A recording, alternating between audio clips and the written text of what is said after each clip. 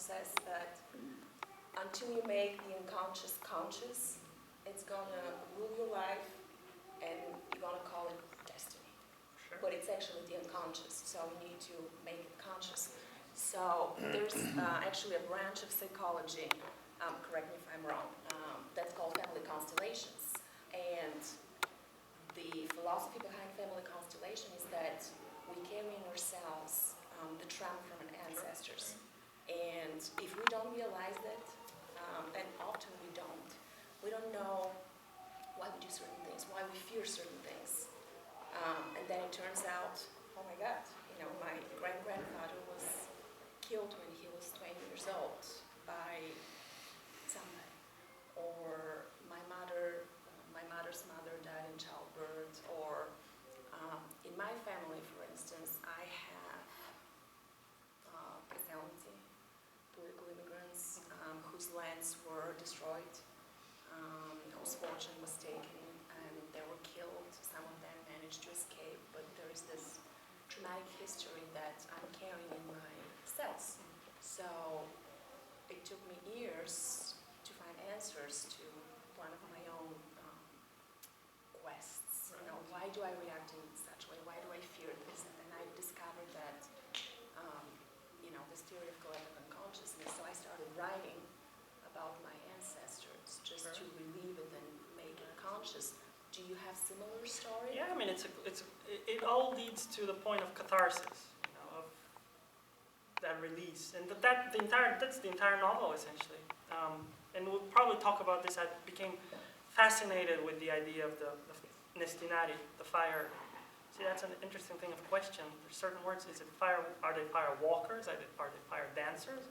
They go through fire, and it's a ritual. Yesterday, happy name day. Oh, thank you. The day of Saint Constantine, Saint Helena. They were dancing in the village of Bogay yesterday. Probably, I'm sure they did. But it's a passing through fire and being reborn. Finding catharsis, and the entire novel. I don't like to write about personal experience. I just don't find myself interesting enough. But there is one little grain of truth in the novel. I mean, I hope there is a lot of truth in the novel, but one factual grain of truth that's true to me. My great-grandfather. He was a school teacher, and about 3 or 4 years after communism came, so maybe like 47, 48, he became disillusioned with the Communist Party, quite unhappy with it. And he openly tore his party membership. Whatever it is. Partina knižka. And so the party didn't like that. Imagine that. They didn't appreciate that. So they said, well, off you go to the Rodapa Mountains, where you you teach for, I don't know, we'll see. Just go there. And so they sent him away from his wife, away from his children, exiled him in the Rodapa Mountains where he let him teach? That was my question. Yeah, they let him teach. Why would they let him teach? Well, what will he teach if they don't like what he teaches? Sure. Must have been strictly controlled, by the way. Yeah. They did let him teach. I mean, if you actually read the novel, I don't want to spoil it because I don't think there's twists. I don't believe in twists and surprises, but it is an essential point of understanding the character of the grandfather. If you realize that there's another layer of reason for his being sent to the mountains. So I wanted to write that, but I didn't want to write a biography of my great-grandfather. But I wanted to capture the sense of being exiled. And so I didn't send him to the Rodapa Mountain, I sent him to the Stranja Mountain. And it's this old man who finds himself there in old age, returning to the village where he taught as a young man. And then his grandson comes after having lived in America and failed miserably as a graduate student. Very much in debt, he returns back to Bulgaria hoping to sell some family land. And he rediscovers the grandfather up in the Stranja Mountains, knowing nothing about the place, knowing nothing about anything really. And he starts to discover, and he realizes that there are forces of which he wasn't even aware that have been impacting his life for its entirety, and then his grandfather's life, and so on. And the characters, by speaking openly about things that before they were suppressing, and finally by walking through fire, are able to let go. I mean, I think that's an essential part of being. It's very tricky. I mean, not to get too philosophical here, but I do observe how my wife lives her life, and she's Japanese. And Japanese, even though she's not a practicing Buddhist, you can see in her culture strong influence of the Buddhist or Shinto, more traditional religion. But the idea of letting go, of just surrendering, of living in the moment. I mean, that's very difficult for me as a Bulgarian. I don't know how you are, but I don't live in the moment. I'm very much caught in what happened a week ago, a year ago, 5 years ago, and really thinking about tomorrow. And so now I purposely try to tell myself, you have to live, like right now, I'm here with you. And I'm not thinking like, my baby daughter's probably feeding right now. I try to get it out of my head.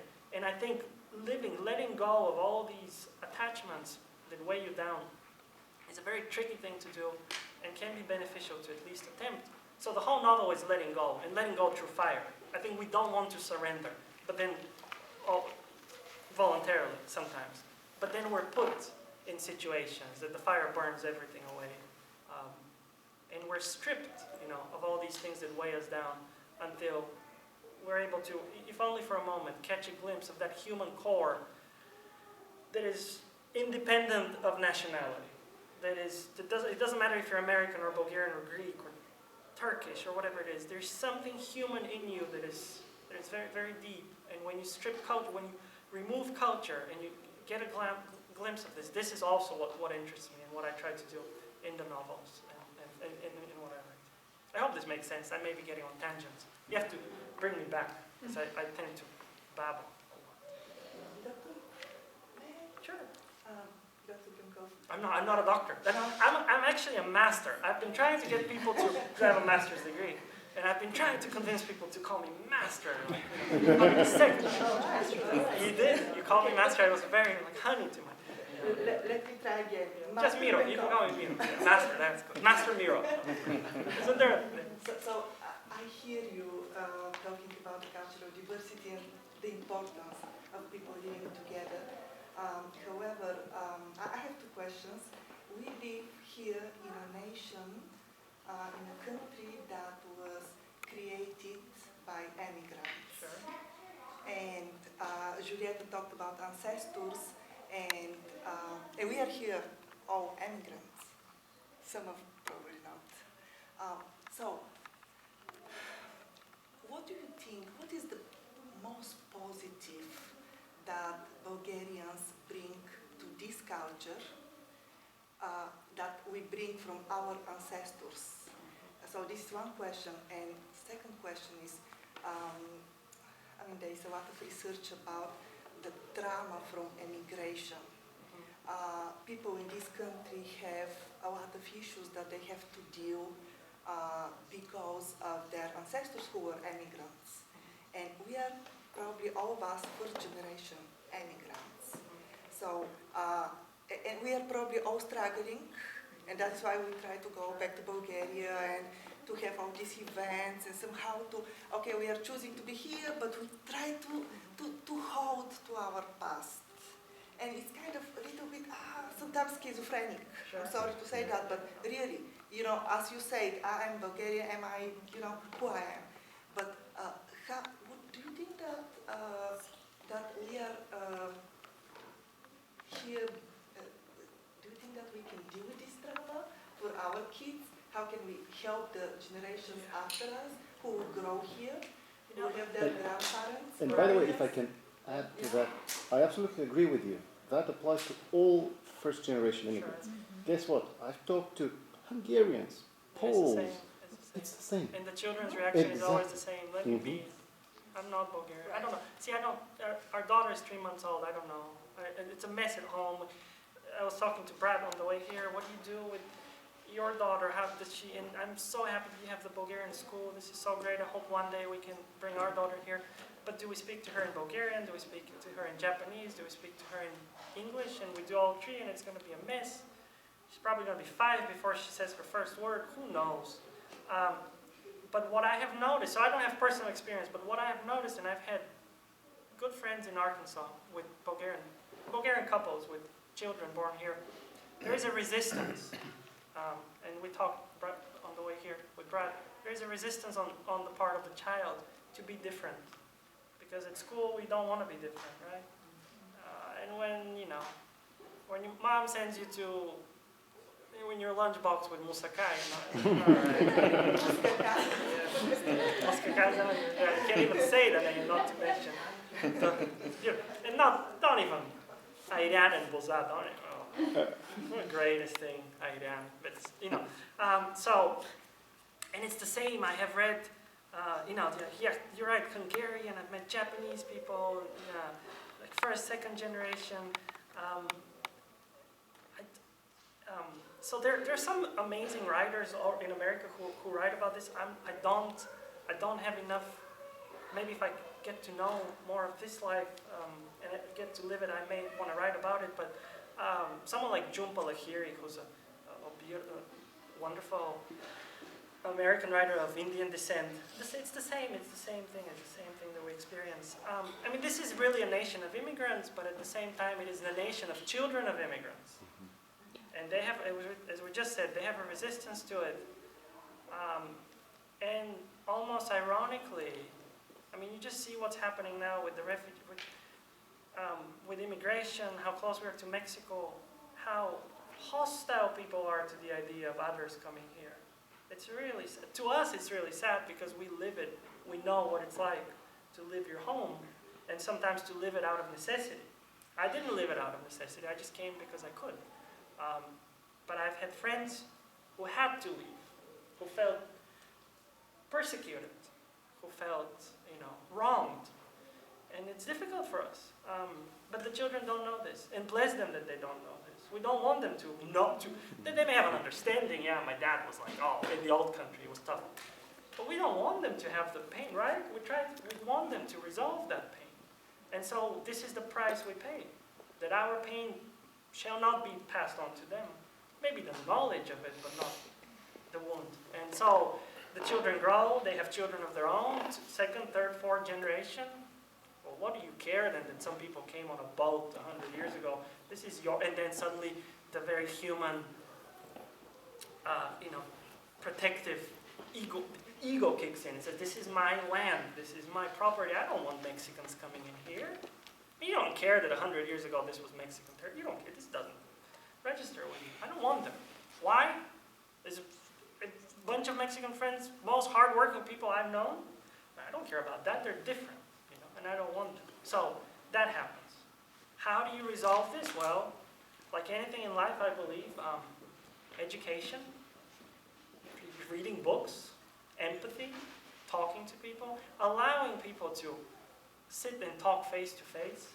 I mean, don't you see that? It happens all the time with the internet. You read something and, like my book just came out in Bulgaria and I don't read these places, but someone like Dnevnik, this Bulgarian newspaper, published something and you go to read the article and there's a comment section and oh my God, you don't want to see that. And you think this is not humanly possible for someone to be this vile and cruel and angry. And I know that if you give me 5 minutes with that person, face to face, we're going to leave the room in very different, and it's going to be, if not friends at least, there's not going to be that. So you have to allow people to interact and to get to know each other. And it's one thing I love, it's one thing that I love about America is that, yes, there are problems, sure, on one level, but diversity is such that kids of different races, ethnicities can grow and look at each other and be children. You go back, my wife comes back to Bulgaria and everyone stares at her. Or says, Asian, what is this? Yeah, maybe they're not. They say, but no, we don't do it with malice. Well, but what do you do it with? It's still not a pleasant thing to be stared at, to be looked at. You sit in a restaurant. We'll take a picture, why don't you? So, and this is not just Bulgarian. You go to Japan, people look at me. I don't care so much. But in Japan, and they have their own, this is a fraud society. They have serious issues there. You take what they call hafu, half Japanese, half something else child, Oh, they don't look at them favorably at all? They think they're, even if that child grows up in Japan and speaks perfect Japanese, or God forbid that you're a Westerner who was born in Japan.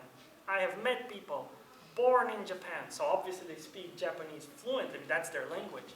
And the teacher would come and say at school, oh, you need extra help with this. You need extra time to work on your homework. So, there's that. But I think it's a question of empathy, understanding and feeling what other people feel. And literature is a great mediator, something that connects us in ways that are not possible otherwise.